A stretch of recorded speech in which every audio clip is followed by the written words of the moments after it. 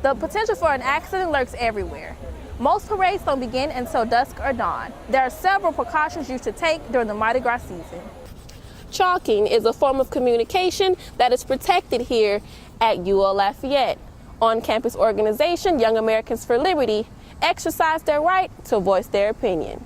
We noticed that the students were very upset about fees. They had come to me, a few other officials in SGA, saying that they were upset about it.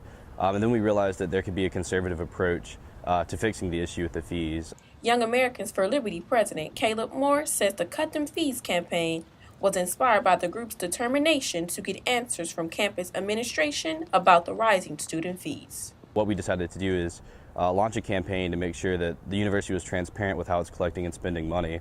And some of the names are so ambiguous, we don't even know what that means. You know, general auxiliary could mean all kinds of different things.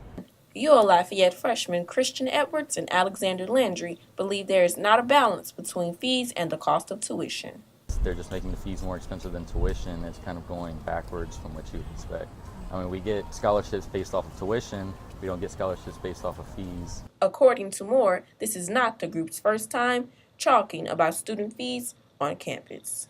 You know, when the people who raise the fees are washing away students' voices that are saying that they don't approve of how the fees are being collected and spent, it's more concerning than anything else. When we reached out to university officials about the recent chalking and fee campaign, we received no response. I'm Erineka Johnson for Acadiana News 1 with photographer Leah McNeil. Crawfish season is off to a slow start, but in the next few weeks, business is expected to rise. Every year in Lafayette Parish alone, more than 100 victims of sexual assault report to local emergency rooms.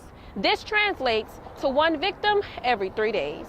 Sexual assault generally includes any kind of sexual behavior that is unwanted. University of Louisiana at Lafayette, Professor Amy Brown believes sexual assault has always been a major issue in the community. Studies, again, since the 1980s that have surveyed large percentages of college women have tended to find that rates of sexual assault amongst college students have been more similar, more consistent.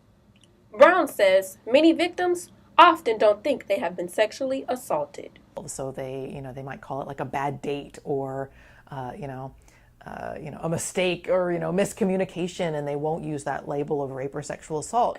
Dozens of high-profile celebrities, lawmakers, and members of the media have been accused of either sexual harassment or sexual assault in the past few months.